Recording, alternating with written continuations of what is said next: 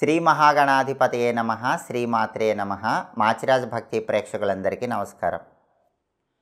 షష్టగ్రహ కూటమి అంటే ఏంటో, షష్టగ్రహ కూటమి ఎప్పుడు ఏర్పడుతుందో, ఈ షష్టగ్రహ కూటమి వల్ల ద్వాదశ రాశుల వాళ్ళకి ఎలాంటి ఫలితాలు వస్తాయో, షష్టగ్రహ కూటమిలో ఏ రాశి వాళ్ళకి ఏ గ్రహాలు యోగిస్తున్నాయో, ఏ గ్రహాలు వ్యతిరేక ఫలితాలు ఇస్తున్నాయో, షష్టగ్రహ కూటమి ఎన్ని నెలల వరకు దాని ప్రభావాన్ని చూపిస్తుందో, షష్టగ్రహ కూటమి సందర్భంగా గ్రహాలు యోగించాలంటే పాటించాల్సిన పరిహారాలేంటో, ద్వాదశ రాశుల మీద షష్టగ్రహ కూటమి ప్రభావం ఏ విధంగా పనిచేస్తుందో ఈ వీడియోలో మనం తెలుసుకుందాం. జ్యోతిష శాస్త్రపరంగా 2025 సంవత్సరం మార్చి నెల 28వ తేదీ పూర్వాభాద్ర నక్షత్రం 4వ పాదంలోకి చంద్రుడు ప్రవేశిస్తున్నాడు. అలా ప్రవేశించగానే ఖగోళంలో 6 గ్రహాలు మీనరాశిలో ఉంటున్నాయి. ఆ 6 గ్రహాలు ఏంటంటే రవి, చంద్రుడు, బుధుడు, శుక్రుడు, శని, రాహువు. ఈ 6 గ్రహాలు కూడా మీనరాశిలో ఉంటున్నాయి.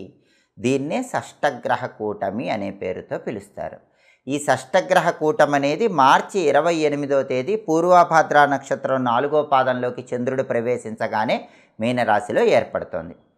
మరి ఈ షష్టగ్రహ కూటమి ప్రభావము ద్వాదశ రాశుల మీద ఎలాంటి ప్రభావాన్ని కలిగింపజేస్తుంది, ఎన్ని నెలలు ఈ షష్టగ్రహ కూటమి ప్రభావం ఉంటుంది, ఈ విషయాలు మనం పరిశీలిస్తే షష్టగ్రహ కూటమి ప్రభావము ఏ రాశి మీదైనా సరే 2 నెలల నుంచి 3 నెలల పాటు పనిచేస్తూ ఉంటుంది.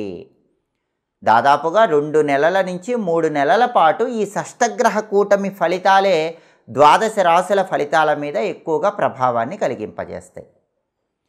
ఈ షష్టగ్రహ కూటమి ఒక్కొక్క రాశికి ఎలాంటి ప్రభావాన్ని ఇస్తుందో, ఏ గ్రహం యోగిస్తోందో, ఏ గ్రహం యోగించదో, యోగించని గ్రహానికి ఏం చేయాలో, ఈ విశేషాంశాలన్నీ మనం పరిశీలిద్దాం.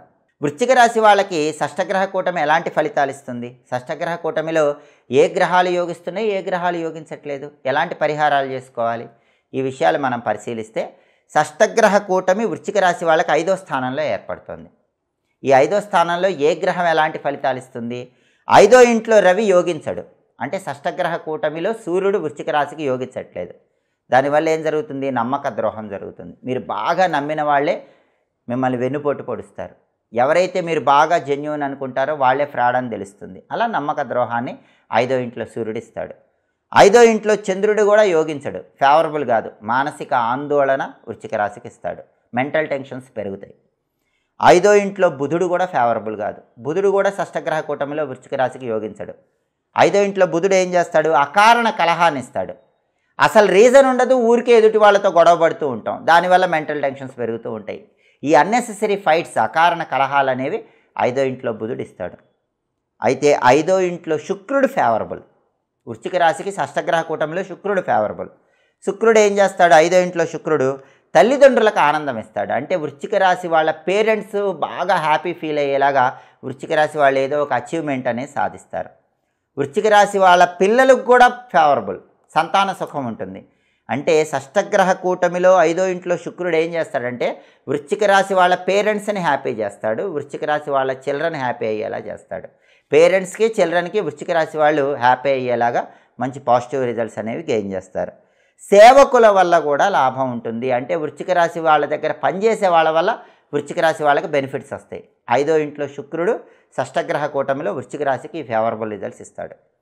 నెక్స్ట్ శని కూడా ఫేవర్ చేయడు, శని యోగించడు. 5వ ఇంట్లో శని షష్టగ్రహ కూటమిలో ప్రమాదాలు ఇస్తాడు, తగాదాలు ఇస్తాడు, హార్డ్ వర్క్ ఎక్కువ చేయిస్తాడు. అలాగే 5వ ఇంట్లో రాహువు కూడా షష్టగ్రహ కూటమిలో వృశ్చిక రాశికి యోగించడు. ఏం చేస్తాడు, పిల్లలు పుట్టాల్సి ఉంటే అది డిలే చేస్తాడు. కొత్తగా పెళ్ళైన వాళ్ళకి పిల్లలు పుట్టడం లేట్ చేస్తూ ఉంటాడు. కాబట్టి షష్టగ్రహ కూటమిలో వృశ్చిక రాశి వాళ్ళకి 6 గ్రహాల్లో 5 గ్రహాలు నెగిటివ్ రిజల్ట్స్ ఇస్తున్నాయి. ఓన్లీ ఒక్క గ్రహమే పాజిటివ్ రిజల్ట్ ఇస్తుంది. శుక్రుడు ఒక్కడే పాజిటివ్ రిజల్ట్స్ ఇస్తున్నాడు. రవి, చంద్రుడు, బుధుడు, శని, రాహు ఈ 5 కూడా యాంటీ రిజల్ట్స్ ఇస్తున్నాయి. కాబట్టి ఏం చేయాలి, పరిహారాలు చేసుకోవాలి. రవికి గోధుమలు, చంద్రుడికి బియ్యం, బుధుడికి పెసలు, శనికి నువ్వులు, రాహుకి మినుములు పంతులు గారికి దానం ఇచ్చుకోవాలి, నానబెట్టి ఆవుకు పెట్టాలి. శని రాహువు యోగించాలంటే కాలభైరవాష్టకం చదువుకోవాలి. అలాగే రవి బుధుడు యోగించాలంటే విష్ణు పంజర స్తోత్రం చదువుకోవాలి. అలాగే చంద్రుడు యోగించాలంటే చంద్రశేఖరాష్టకం చదువుకోవాలి. శివాలయ దర్శనం చేయాలి, విష్ణు ఆలయ దర్శనం చేయాలి, కాలభైరవుడి మందిరాన్ని దర్శించుకోవాలి. శివుణ్ణి విష్ణువుని కాలభైరవుణ్ణి పూజిస్తే అన్ని రకాలుగా శుభ ఫలితాలు కలుగుతాయి. మంత్రాల పరంగా ఓం చంద్రశేఖరాయ నమః ఈ మంత్రం ఒకటి చదువుకోండి.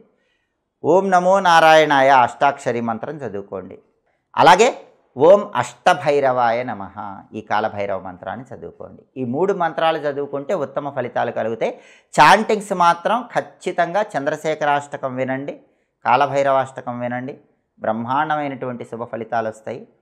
విష్ణు పంజర స్తోత్రము లేదా విష్ణు సహస్రనామ స్తోత్రం చదువుకున్నా విన్నా కూడా ఉత్తమ ఫలితాలు కలుగుతాయి. కాబట్టి షష్టగ్రహ కూటమిలో వృశ్చిక రాశి వాళ్ళకి ఒకే ఒక్క గ్రహం ఫేవరబుల్ రిజల్ట్స్ ఇస్తుంది. కాబట్టి మిగిలిన 5 గ్రహాలకి ఈ పరిహారాలు చేసుకుంటే షష్టగ్రహ కూటమి ఇచ్చే వ్యతిరేక ఫలితాల నుంచి వృశ్చిక రాశి వాళ్ళు బయటపడవచ్చు.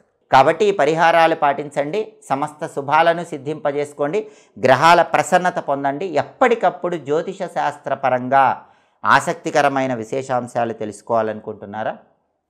జ్యోతిష శాస్త్రపరమైనటువంటి రహస్యాలన్నీ తెలుసుకోవాలనుకుంటున్నారా? అయితే మా మాచిరాజ్ భక్తి ఛానల్ తప్పకుండా చూడండి. మా వీడియోస్ మీకు నచ్చినట్లయితే మా ఛానల్ లైక్ చేయండి, కామెంట్ చేయండి. మా ఛానల్ వీడియోస్ 10 మంది మిత్రులకు షేర్ చేయండి. మా ఛానల్ని సబ్స్క్రైబ్ చేసుకోండి. పక్కనున్న బెల్ సింబల్ నొక్కటం మాత్రం మర్చిపోకండి. సర్వే జనాః సుఖినో భవంతు. స్వస్తి.